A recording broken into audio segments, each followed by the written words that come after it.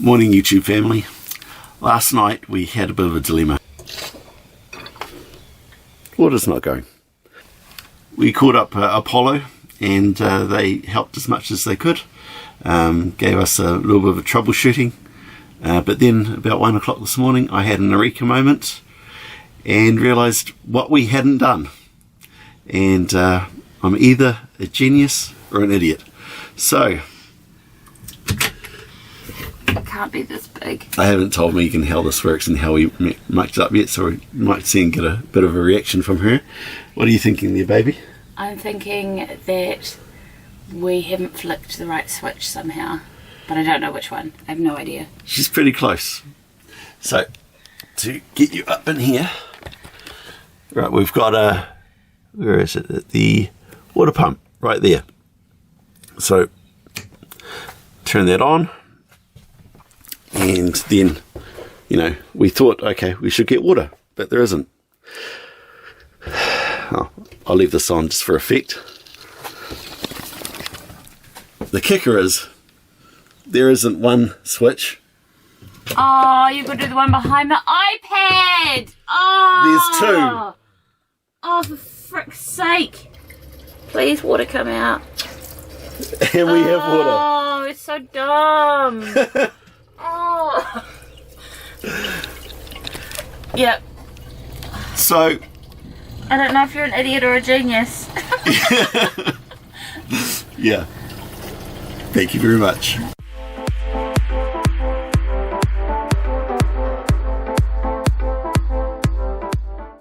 And today marks the last long full day of our trip.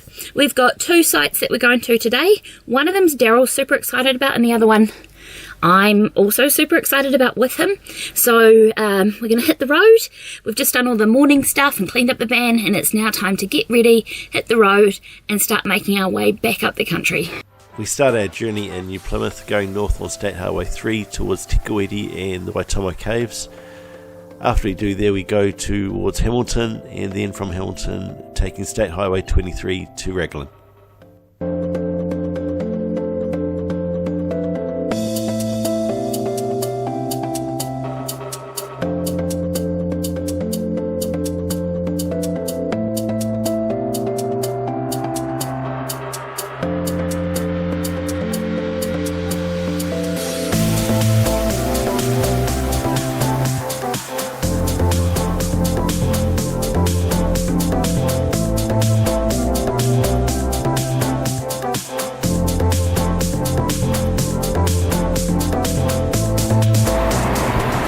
Hey, we are now in Te Kuiti.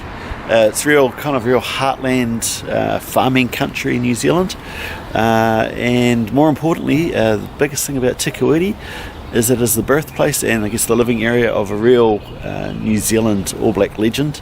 Yesterday we're in Palmerston North. We were at the New Zealand Rugby Museum, and this guy there that you can see there were the Mead brothers. Colin Meads, the guy on the right there, real massive figure in New Zealand rugby, played for the All Blacks in the late 50s all the way to the early 70s, and a couple of years ago they made this massive monument to Colin Pine Tree Meads. Sadly, Sir Colin passed away 3 years ago. Can't believe it was 3 years ago that he passed away. Yeah, right? He said somewhere in an article that the statue was so good it even replicated the way he tied up his shoelaces. Oh, really? Oh, wow. Oh, that's what I'm just having a look at his shoelaces. What, like around the boot or something? I don't know, yeah, I guess. Yeah. Like under here? He said in an interview that he was quite impressed with the statue, that it even... Oh yeah, you've got a number 5 on the back.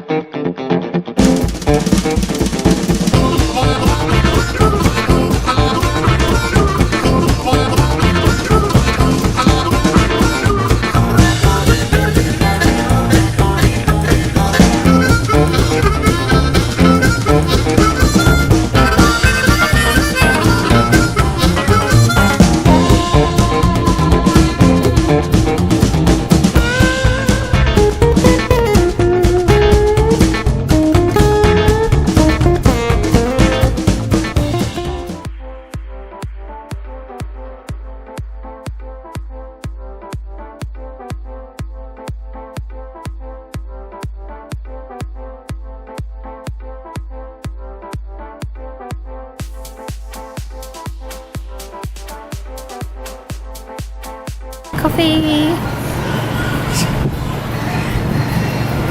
So we've arrived in our second spot for today. We've come to Waitomo Caves. Despite all of our driving up and down the country, we've never actually stopped here. So we've got our stickers for our tour, and we've got a little bit of time to wait, so we're just going to have a quick spot of lunch and coffee. Better hurry up, Betty, or other Jimmy will still get this. We opted in to have a tour of 2 caves.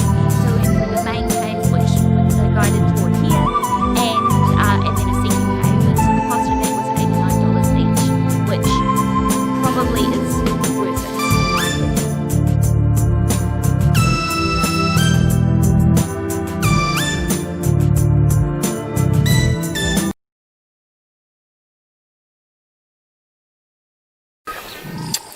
So we've just done our first cave. No photography or videography in the cave, so we can't show it to you apart from a few little bits at the end when our boat came out, but it was cool.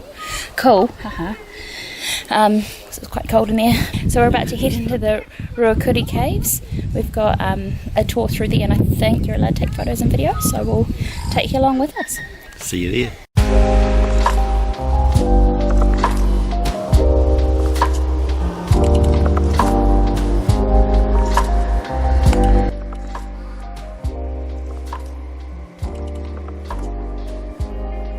The second cave was amazing.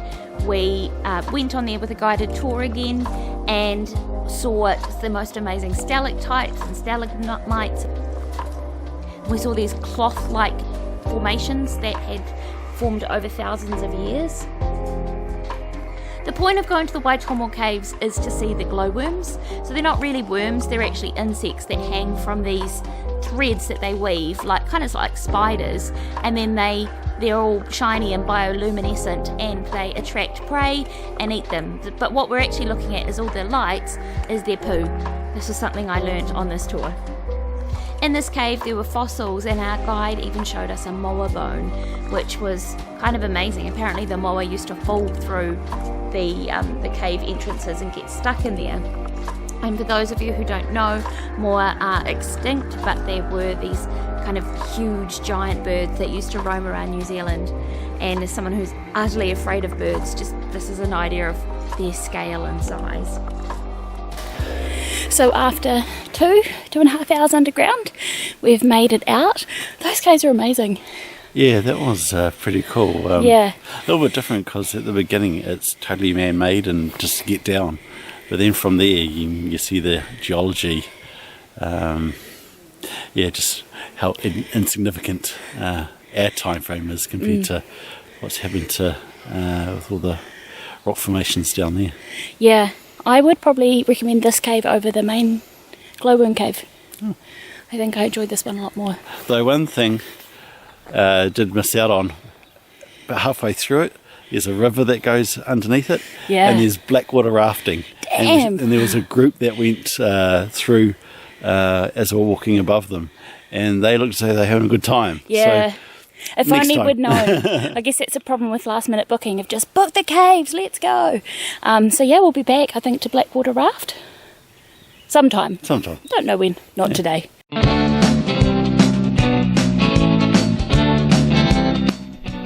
We take a quick cruise around the main street of Raglan, and then we head towards the camping ground for the night.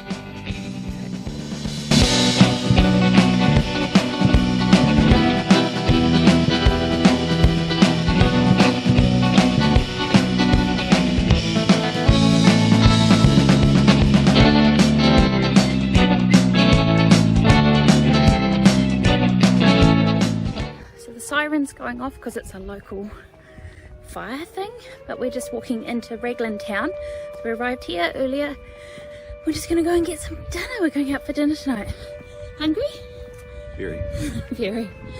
So we're just gonna walk across this little footbridge which takes us across the water, and then we're gonna go and find some food. We were so excited with the idea of heading out for dinner that we forgot to record anything. We went to George's Beach Club in Raglan. The food was great, the company was even better, and it's exactly what you want of that beachy vibe that you can only get at seaside towns. On the next episode, we are returning the van, heading back to Auckland and unpacking it to give it back to its rightful owners.